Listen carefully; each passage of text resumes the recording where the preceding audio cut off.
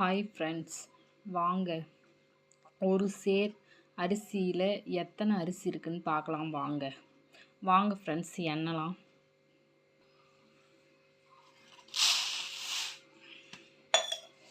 இப்பொழுது நம்ம எண்ணெய் ஸ்டார்ட் பண்ணிட்டோம். வாங்க எண்ணலாம்.